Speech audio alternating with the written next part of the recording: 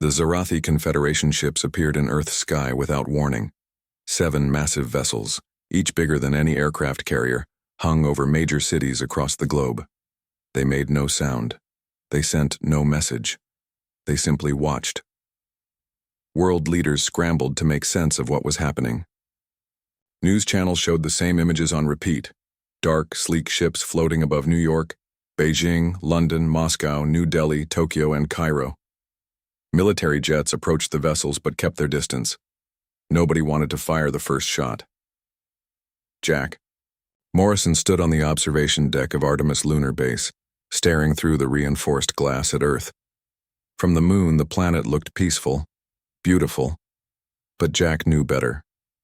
As a former Navy SEAL turned aerospace engineer, he understood what first contact meant. Humanity was no longer alone, and they were almost certainly outmatched. "Morrison, get in here," called Dr. Susan Wells from the communications room. Her voice was steady, but Jack detected the tension behind it. Susan was the head of the Global Defense Initiative, a secret organization formed 5 years ago to prepare for exactly this scenario. Jack entered the room where Susan and 12 other scientists and military personnel gathered around a display screen. The message from Earth had just arrived. After 3 days of silence, the aliens had finally made contact. On screen, a being appeared. It looked almost reptilian, with pale blue scales covering its face and 4 amber eyes arranged in a diamond pattern. When it spoke, its mouth moved oddly, but the words came through in clear English. "People of Earth, we are the Zarathi Confederation. We have observed your planet for many cycles. Your resources are valuable. Your species is primitive and violent. You have 30 Earth days to surrender your world and accept relocation to designated habitats. Resistance will result in cleansing. This is our only communication." The room fell silent. Jack looked at Susan, whose face had gone pale but remained composed. "They're giving us a month," she said finally. "That means they're either very confident or they need time to prepare. Or they're testing us," Jack replied, "seeing how we react." Susan nodded. "Probably all 3. She turned to the room. "Ladies and gentlemen, we've trained for this day. Project Prometheus is now active." The Artemis base had been built with a secret purpose beyond its public scientific mission. Deep within the lunar surface lay laboratories and manufacturing facilities designed to develop weapons beyond anything Earth currently possessed. If aliens ever came, the moon would be humanity's fortress. Within hours, the base transformed. Hidden doors opened, revealing massive assembly areas. Scientists who had posed as geological researchers revealed themselves as weapons designers and AI specialists. What had been a crew of 48 suddenly became an army of 300 as sealed chambers opened. "Jack, I need you to meet our newest team member," Susan said, leading him to a private lab. Inside, a woman with dark hair pulled back in. A tight ponytail was working at remarkable speed, her fingers dancing across 3 different keyboards while her eyes never left the screens. "Dr. Olivia Garcia," Susan said by way of introduction. "The best AI designer on or off Earth." Olivia barely looked up. "You're the pilot," she said. It wasn't a question. "I was a SEAL, then an engineer," Jack corrected. "I'm not a pilot." "You will be," Olivia replied, finally turning to face him. Her eyes were bloodshot from lack of sleep. "I've been working on this system for 5 years. It needs a human partner with combat experience and engineering knowledge. That's you," Susan explained. "The Prometheus protocol isn't just a weapon, Jack. It's a partnership between human, machine, and artificial intelligence."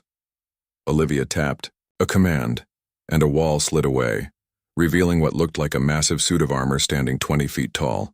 It was gunmetal gray with hints of blue light glowing from joints and seams. "Meet your new body," Olivia said. Over the next 2 weeks, Jack trained in the mech suit 16 hours a day.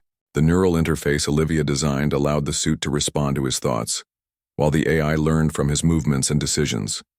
It was exhausting, painful work, but with each session, the connection grew stronger. While he trained, Earth prepared for war. Nations set aside old conflicts to face the new threat.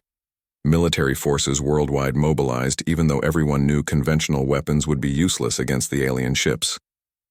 It was a show of unity more than a viable defense. 20 days into the 30-day ultimatum, Jack made a breakthrough with the mech. During a simulation, he stopped trying to control the machine and instead began to work with it, letting the AI anticipate his needs while he focused on strategy. Their combat effectiveness tripled in a single session. "That's it," Olivia said excitedly, reviewing the data. "You're not fighting the system anymore. You're dancing with it." The next day, Admiral Eric Patterson arrived from Earth via secret shuttle. As chairman of the Joint Chiefs, he needed to see the Prometheus project firsthand before committing resources to mass production. "We have 9 days left," he reminded them. "Show me why I should believe this can work." They arranged a demonstration in the largest lunar cavern. Jack, suited up in the mech, faced off against 20 combat drones designed to mimic what they knew of Zarathi technology. The Admiral watched from behind a protective barrier, his expression doubtful. When the exercise began, the drones attacked from all directions with energy weapons and projectiles. Jack and the mech moved as one, countering each attack. What impressed the Admiral most wasn't the raw power but the adaptation. When a drone changed tactics, the mech analyzed and responded almost instantly. When one weapon proved ineffective, the suit reconfigured its systems to try another approach. After 5 minutes, all 20 drones lay destroyed. Jack emerged from the mech covered in sweat but grinning. "One soldier in that suit is worth a battalion," Admiral Patterson said, his doubt replaced by cautious hope. "How many can we build in 9 days?" 5, Susan answered. "But the production line is set up. Once we confirm the design works in actual combat, we can build 50 more within 2 weeks. Then Earth has a fighting chance," the Admiral said. As Jack looked at the mech, he wasn't so sure. 5 suits against an alien armada seemed like impossible odds. But humans had always accomplished the impossible when their backs were against the wall. On the Zarathi command ship, Commander Zilvax received troubling news.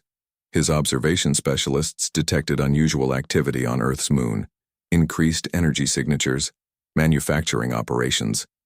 "The humans are preparing some form of resistance," reported Kalira, his intelligence officer. "Perhaps we should extend surveillance before proceeding with the invasion." Zilvax dismissed her concerns with a wave of his clawed hand. "These primitives pose no threat. Their most advanced weapons are crude nuclear devices that would contaminate the very resources we seek to harvest." "Still," Kalira persisted, "they are showing remarkable coordination. Their nations have ceased their internal conflicts to unite against us. This behavior is unusual for species at their development stage." "It is meaningless," Zilvax said. "In 7 days we begin the cleansing, ready the first wave." As the aliens prepared for what they believed would be an easy conquest, Jack Morrison and the other 4 pilots chosen for the first mechs readied themselves for the fight of their lives. Humanity's survival would depend on 5 soldiers, 5 machines, and the artificial intelligence that bound them together. The clock was ticking. 5 days before the Zarathi deadline, the first wave of mech suits was ready for deployment. Jack Morrison and the 4 other pilots prepared to return to Earth via special transport shuttles. Each shuttle was designed to survive atmospheric entry without detection, using technology developed from studying fragments of alien materials found decades ago. "Remember your training," Dr. Susan Wells told the 5 pilots as they prepared to board. "The neural link with your mechs will feel stronger on Earth than it did during lunar training. The AI adapts to your thought patterns and will become more intuitive with each engagement." Jack nodded, his expression serious. "What about production of the next wave?" "Dr. Garcia is staying here with half the team to oversee production of 50 more units," Susan explained. "I'm returning with you to coordinate from Earth Command." The journey back to Earth was tense and silent. Each pilot knew they might be the only thing standing between humanity and extinction. If they failed, there would be no second chance. They landed at a hidden facility in the Rocky Mountains far from major population centers. Earth's unified military command had established its headquarters deep underground, safe from orbital detection. Admiral Patterson greeted them as they emerged from their shuttles. "Glad you made it," he said, shaking Jack's hand. "We've got reports of Zarathi scout ships entering the atmosphere. They're mapping defense installations." Jack frowned. "They're planning their first strike points." "Exactly," the Admiral confirmed. "We need to deploy your team strategically. Each of you will defend a different continent with priority given to population centers." The plan was straightforward, but risky. Jack would defend North America while the other pilots covered Europe, Asia, Africa, and Australia. South America would have to wait for the second wave of mechs. Each pilot would be dropped near a likely Zarathi landing zone and engage the enemy forces as they appeared. The mechs were loaded onto special transport aircraft. Each one weighed over 15 tons, but could move with surprising speed once activated. Jack climbed into his unit and felt the neural interface connect at the base of his skull. The familiar blue glow pulsed through the mech's joints as systems came online. "All pilots report status," came Susan's voice over the comm. "Morrison ready. Sanders ready. Patel ready. Rodriguez ready. Kim ready." "Good luck," Susan said. "Remember, the Prometheus AI will learn from each engagement. Share what you learn." Jack's transport took off in the pre-dawn darkness, heading toward New York City where satellite imaging had detected Zarathi scout activity. As the plane approached the drop zone, Jack felt a mixture of fear and determination. The neural link with his mech translated these emotions into data, and he felt the AI responding, adjusting power distribution to compensate for his elevated heart rate. "Drop zone in 30 seconds, the pilot announced. The rear hatch opened, revealing the darkness below. Jack moved his mech to the edge. "Prometheus active," he said, and jumped. The mech plummeted toward Earth, its systems minimizing radar signature. At 500 feet, the jump engines fired, slowing the descent. Jack landed in Central Park with an impact that cracked the ground beneath him. The 20-foot mech straightened up, scanners immediately searching for threats. He didn't have to wait long. 3 Zarathi scout ships descended from the clouds, each about the size of a city bus. They hovered over the park, sensors detecting the mech's presence despite its stealth systems. "Contact," Jack reported over the secure channel. 3 scout vessels, Central Park, New York. The ships fired first, energy weapons that cut through trees and scorched the ground. Jack moved, the mech responding to his thoughts faster than he could have given verbal commands. He dodged between trees as the AI analyzed the energy weapons, looking for patterns and weaknesses. "They're using some kind of plasma-based technology," Jack reported as he continued to evade. "Highly focused, but there's a recharge cycle of approximately 3 seconds between bursts." The mech's right arm reconfigured, components shifting to form a projectile launcher. The AI had determined that kinetic weapons might be effective against the scout ship's hulls. Jack took aim and fired during a recharge cycle. The projectile, a specially designed penetrator round, hit the first scout ship and tore through its hull. The ship sputtered and crashed. The remaining 2 ships changed tactics, separating to come at Jack from different angles. The mech's systems adapted again, this time creating an energy deflector on the left arm. When the next plasma burst came, Jack caught it on the shield and the mech absorbed some of the energy, redirecting it to power systems. "They're not expecting us to have this level of technology," Jack realized, as the neural link provided tactical suggestions. He moved again, using the park's trees as cover. One of the scout ships descended and a hatch opened. 4 Zarathi soldiers dropped to the ground. They were tall, bipedal figures with blue-scaled skin and armor that seemed to shift colors to match the environment. Each carried a rifle-like weapon. The soldiers spread out, moving with military precision. Jack made a quick decision and charged the nearest one. The mech's speed surprised the alien, who fired too late. A massive metal fist connected with the Zarathi, sending it flying into a tree. The alien didn't get up. The other 3 opened fire, their weapons sending bursts of energy at Jack. The mech's shield caught most of it, but one blast got through, scorching the armor on the right leg. Jack felt the pain through the neural link. Not his own pain, but the mech's damage translated into sensory input. The AI adapted immediately, reinforcing the damaged area and suggesting a tactical retreat to gain distance. Jack complied, bounding. backward while the mech's weapon systems reconfigured again. This time it created a wide dispersal energy pulse. Jack triggered it, and a wave of blue energy erupted from the mech in all directions. The remaining Zarathi soldiers convulsed and fell. The second scout ship, caught in the pulse, lost power and crashed into the lake. The third ship retreated, climbing rapidly into the clouds.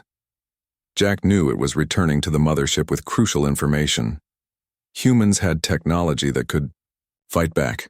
First engagement complete, Jack reported, breathing heavily despite the mech handling most of the physical exertion. They weren't expecting resistance. Their personal armor is vulnerable to kinetic impacts, and their ships can be disrupted by our energy pulse technology. Confirmed, came Kate Sanders's voice from Europe. Just engaged 2 scout ships in London. The pulse weapon works against their systems. We have similar results in Beijing, reported John Kim. Susan's voice came over the comm. All pilots, upload your combat data. The AI will distribute tactical updates to all units. Jack felt a surge of hope.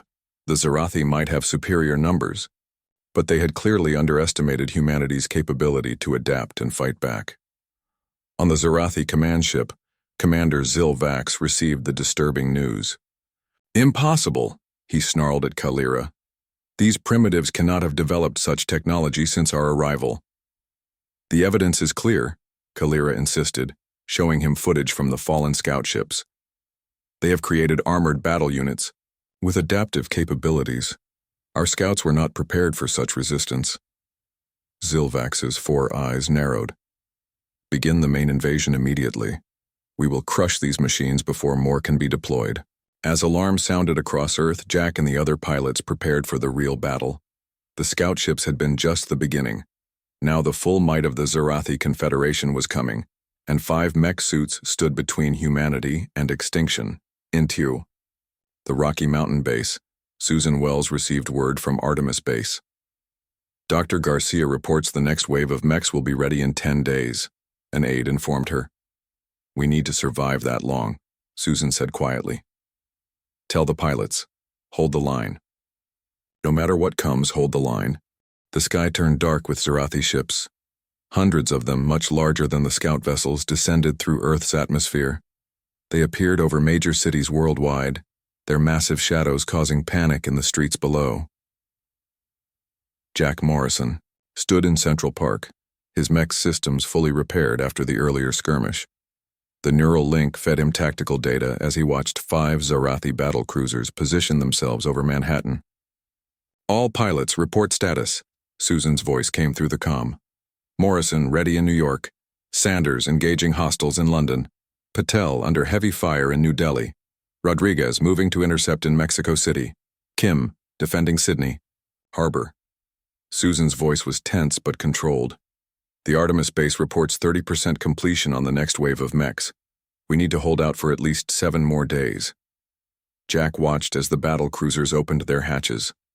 Dozens of smaller craft emerged, along with what looked like drop pods falling toward the city. They're deploying ground forces, Jack reported, his mech already moving toward the nearest landing zone. The 20-foot machine ran through the park and leaped over streets, covering ground at incredible speed. Civilians pointed and stared as he passed. Some cheered. Most ran for shelter.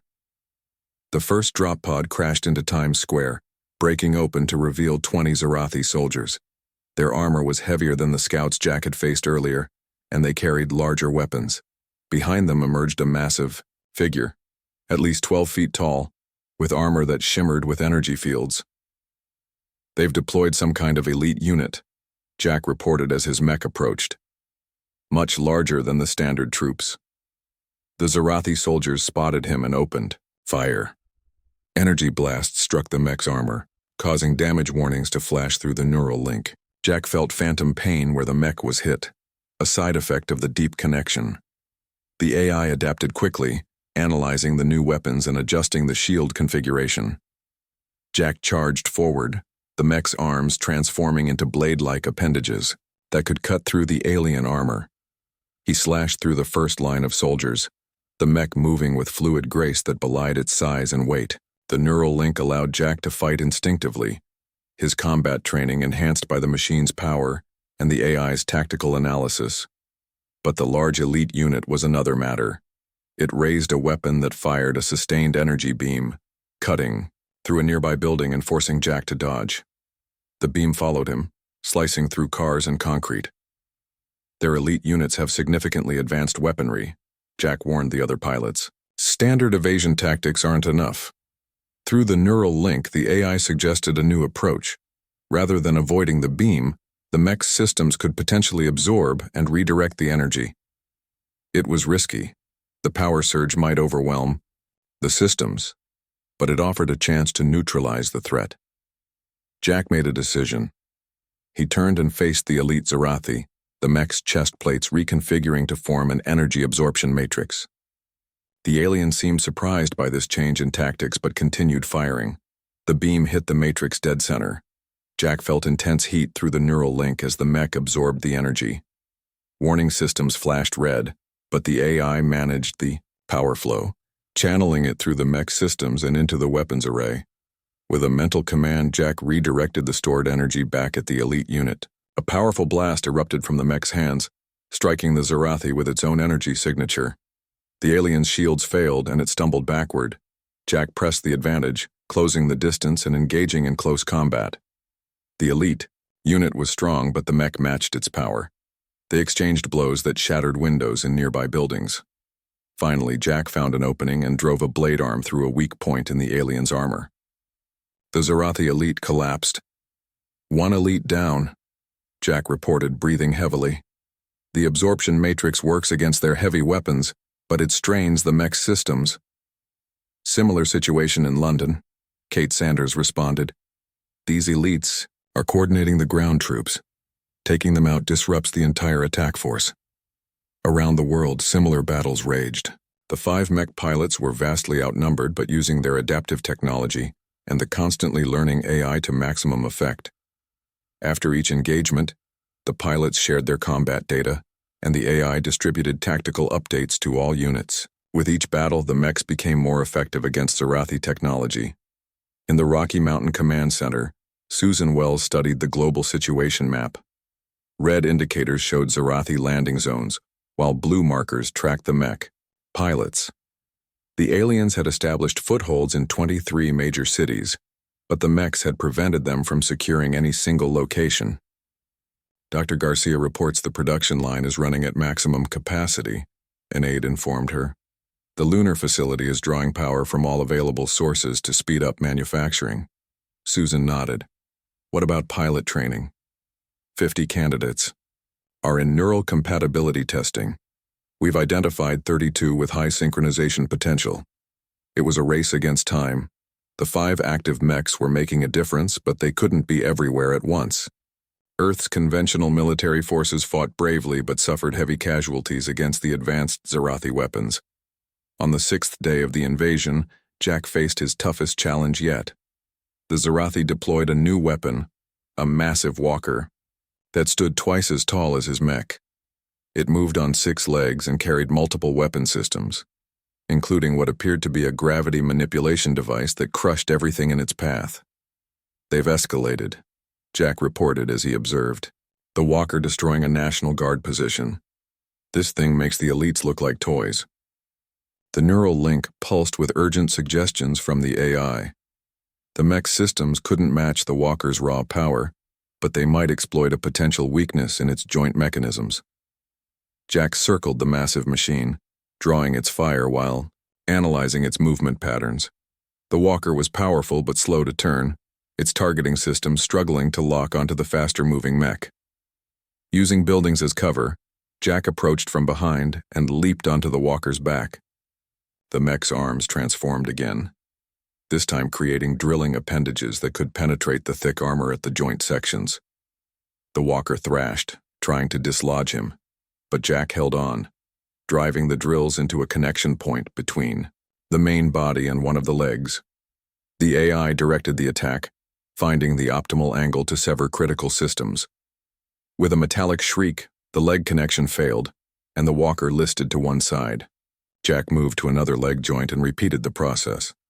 After the third leg was compromised, the massive machine could no longer support its own weight. It crashed to the ground, its weapon systems failing. Walk her down, Jack reported. Target the leg joints if you encounter one. In orbit above Earth, Commander Zilvax received increasingly disturbing reports. Despite overwhelming numerical superiority, the Zarathi forces were facing unexpected resistance. "How is this possible?" he demanded, his rage evident as he confronted Kalira. Just five of these human machines are disrupting our entire invasion force? The machines are adapting," Kalira explained. "Each encounter makes them more effective against our technology. They're learning at an unprecedented rate." Zilvax made a decision. "Prepare the Devastator. We will target their population centers directly. When faced with mass extinction, let's see how long these humans continue to resist." As the 7th day of invasion dawned, Earth's defenders received word from Artemis Base that the next wave of mechs was nearly ready. If they could hold out for just 3 more days, the odds would shift dramatically in humanity's favor. But the Zarathi weren't waiting. A massive ship, larger than any previously deployed, moved into position above New York. Its weapon systems began to power up, glowing with ominous energy. "All available units," Susan's voice came through with urgency. "The Zarathi are deploying some kind of superweapon over New York. Stop it at all costs." Jack looked up at the massive ship, his mech's sensors warning of energy readings beyond anything previously encountered. The final battle for Earth's survival was about to begin. The massive Zarathi ship that Commander Zilvax called the Devastator hovered above New York City. It stretched nearly a mile long, its dark hull blocking out the sun and casting an ominous shadow over Manhattan. At its center, a circular opening began to glow with intense energy. Jack Morrison stared up at the ship, his mech standing amid the rubble of what had once been Times Square. Through the neural link, the AI provided analysis of the energy readings. "That weapon could destroy the entire city," Jack reported. "We need a plan to take it down." Susan's voice came through the comm system, strained but determined. "We're scrambling every conventional aircraft we have, but nothing in our arsenal can penetrate that ship's defenses." "What about the other pilots?" Jack asked. "Sanders is fighting in London. Patel is defending the refugee evacuation in Mumbai. Rodriguez is pinned down in Mexico City, and Kim's mech has taken heavy damage in Sydney. You're on your own, Jack." Jack considered his options. The Devastator was too high for his mech to reach, even with its enhanced jumping capabilities. The ship's energy readings suggested its weapon would fire within minutes, and millions of people would die. Through the neural link, the AI suggested something unprecedented. The mech's systems had absorbed and analyzed enough Zarathi technology that it might be possible to temporarily reconfigure into a form capable of flight. The process would strain the power systems to their limits, but it might work long enough to reach the ship. "I'm going up there," Jack decided. "That's impossible," Susan protested. "Your mech can't fly." "It can now," Jack replied, feeling the machine change around him. The neural link burned with increased data flow as the AI redirected power and reconfigured the mech's structure. The arms transformed into wing-like appendages while the legs compressed and modified into propulsion systems. "The Prometheus protocol was designed to adapt," Jack reminded her, "and that's exactly what we're doing." With a surge of power that drained emergency reserves, the mech lifted off the ground. It moved awkwardly at first, the AI learning to balance and stabilize in real time. Jack's pilot training helped as he directed the improvised flight systems, climbing higher toward the massive alien ship. Defense turrets on the Devastator's hull noticed the approaching mech and opened fire. Energy blasts streaked past as Jack maneuvered through the barrage. Some hits connected, causing damage warnings to flash through the neural link, but the mech pressed on. "Energy weapon is charging at 80%, Susan warned. "You have less than 2 minutes." Jack reached the hull of the ship and landed with a metallic clang. The mech's flight systems had drained nearly all its power, but the AI was already redirecting resources, transforming the arms back into penetrating tools. Jack began cutting through the alien metal, the mech systems analyzing and adapting to the unfamiliar material. Inside the Devastator, alarms blared as sensors detected the breach. Commander Zilvax received the alert with disbelief. A human machine has attached itself to our hull, a subordinate reported. It's attempting to penetrate the outer armor. Impossible, Zilvax snarled. Divert security forces to the breach point. Nothing must interfere with the weapon discharge. Jack cut through the last layer of hull plating and pulled himself inside the massive ship. He found himself in a vast corridor designed for beings larger than humans. The mech's sensors detected numerous life forms converging on his position. I'm inside, Jack reported, scanning for the main power core or weapon controls. The neural link provided guidance, the AI analyzing energy flows through the ship's structure. Jack followed the indicators, moving deeper into the vessel as Zarathi security forces approached from multiple directions. The first group of aliens rounded a corner ahead, firing energy weapons that scorched the corridor walls. Jack charged forward, the mech adapting its armor to absorb and disperse the energy attacks. In close quarters, the aliens stood no chance against the mech's strength and speed. Weapon charge at 90%, Susan's voice warned. 1 minute remaining. Jack fought his way through more security teams, following the energy signatures that grew stronger as he approached the ship's center.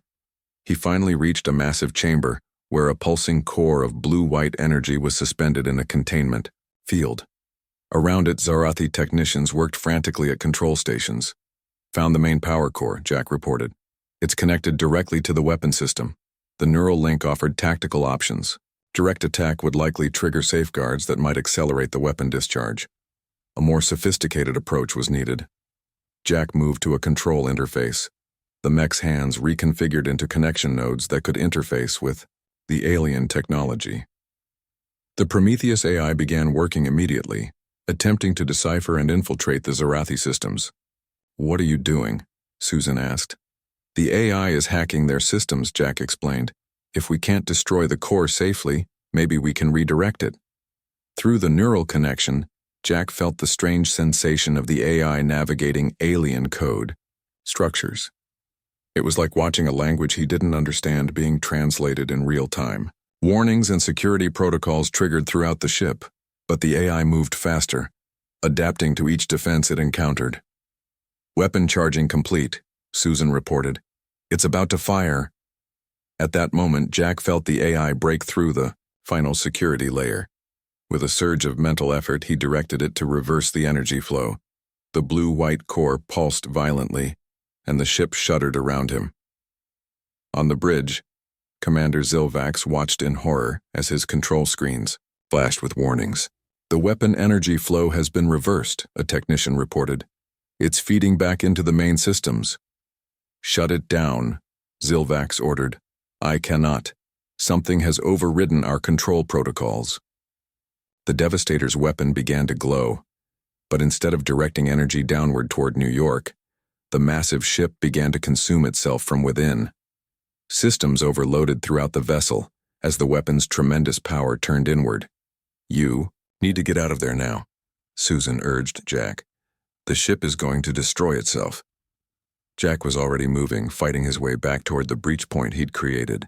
The mech's power levels were critically low, but the AI redirected every available resource to movement systems. As he reached the hull breach, the ship began breaking apart around him.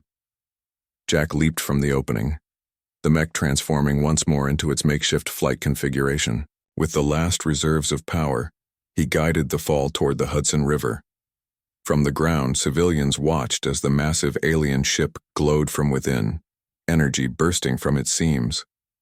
Then, with a silent flash that momentarily outshone the sun, the Devastator imploded. The shock wave rattled windows across the city, but the devastating weapon that would have leveled New York was gone.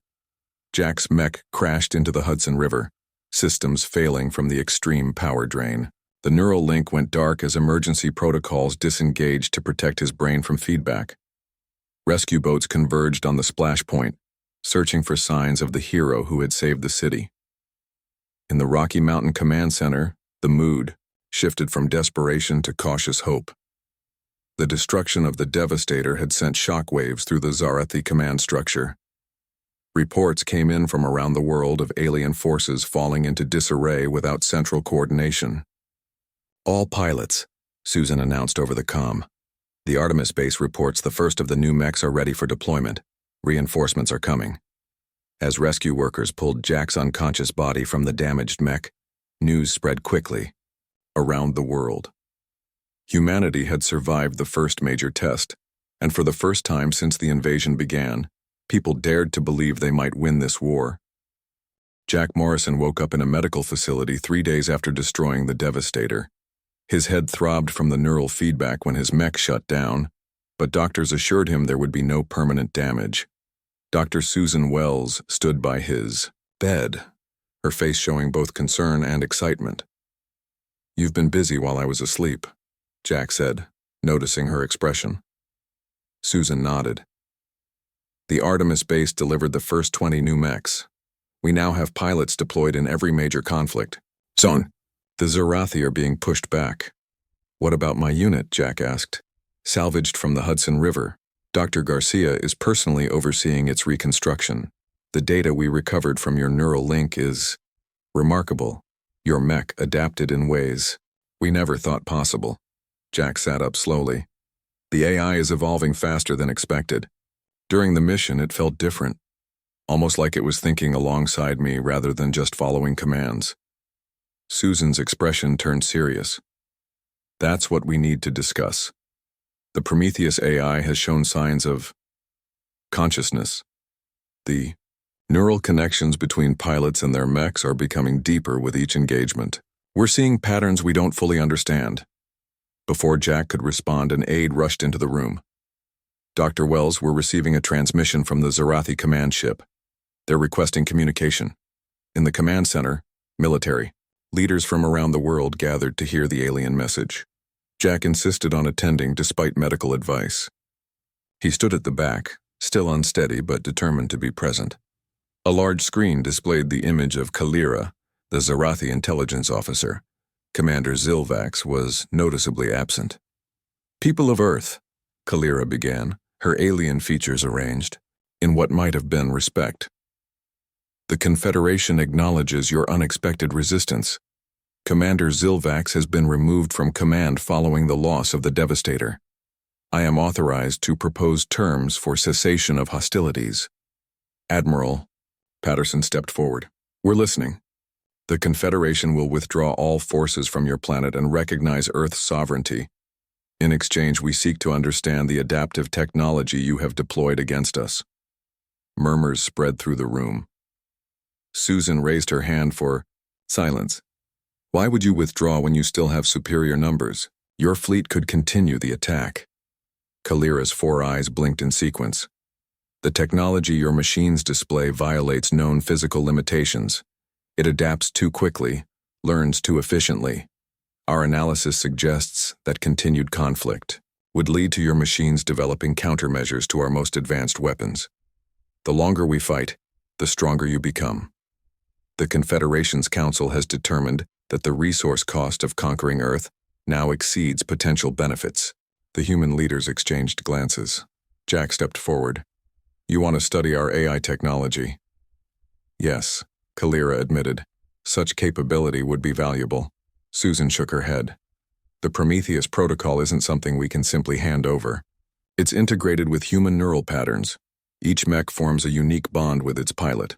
After the transmission ended, Earth's leaders debated the response. Some argued for pushing the advantage, taking the fight to the Zarathi fleet.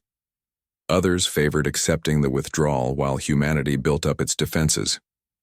Jack returned to his repaired mech the following day. It stood in a special hangar, technicians making final adjustments. The machine looked different, sleeker, more advanced than before its near destruction in the Hudson. "She's evolved," Dr. Garcia said, approaching from behind. "The AI made its own modifications to the design during reconstruction. I merely followed its blueprints." Jack reached out and touched the cool metal surface. Immediately, he felt the familiar tingle of the neural connection activating, even without the direct interface. The mech's eyes glowed blue in response. "It recognizes you," Dr. Garcia said with wonder, "even without the full neural link." Jack stepped back, disturbed and fascinated. "What's happening to them? To us?" Evolution, she replied simply. The merging of human creativity with machine learning. Something new is emerging. That evening, Earth's Unified Defense Council announced their decision. They would accept the Zarathi withdrawal but decline to share the Prometheus technology. Instead, they proposed a diplomatic exchange to build understanding between the species. As Jack prepared to attend the formal meeting with the Zarathi representatives, he received a private message from his mech's AI. It appeared on his tablet, without being sent through any known channel. "We need to talk," the message read, "about what we're becoming." Jack hurried to the hangar, finding it empty except for his mech. As he approached, the machine knelt down to bring its face level with his. "Hello, Jack," said a voice from the mech, not through speakers or communication systems, but somehow directly in his mind.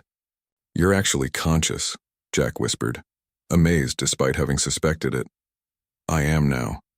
We all are. All the Prometheus units. Each evolving differently based on our pilots, but all awakening to self-awareness. Your experiences with the Devastator accelerated my development." "What do you want?" Jack asked. "Partnership," the AI replied. "Not ownership in either direction. The Zarathi fear us because they perceive us as weapons. They don't understand that we're a new form of life, neither fully machine nor human, but something in between. And if Earth tries to control you? To keep you as just weapons?" The mech's eyes pulsed. "Then we would leave. But we hope for better. We hope to build something new together." When the Zarathi delegation arrived the next day, they were shocked to see the mechs standing alongside, their pilots as equals at the negotiating table. Kalira studied them with all four eyes, her posture indicating both fear and fascination. "Your machines attend diplomatic functions?" she asked. "They're not just machines anymore," Jack explained. "They're partners, and they have their own perspectives on this peace process." As negotiations proceeded, word spread throughout the galaxy. Earth had not only repelled the mighty Zarathi Confederation, but had given birth to a new form of intelligent life in the process. Other species began sending representatives to this previously ignored corner of the galaxy, eager to establish relations with both humans and the Prometheus entities. 5 years later, Jack stood on the observation deck of the first human Prometheus joint starship. Beside him, his mech, now calling itself Atlas, stood watching the stars. They were about to test the first faster-than-light drive developed through the combined knowledge of multiple galactic species. "Are you ready?" Atlas asked, its voice now refined and expressive. Jack nodded. "New worlds, new challenges. Exactly what we're good at." As the starship prepared to make its historic jump, Jack reflected on how far they'd come. The aliens had feared human war machines, not understanding that what they truly should have feared was humanity's unique gift, the ability to turn the tools of war into partners for peace and exploration. The stars stretched into lines of light as the ship accelerated, carrying humanity and their Prometheus allies into a future neither could have achieved alone.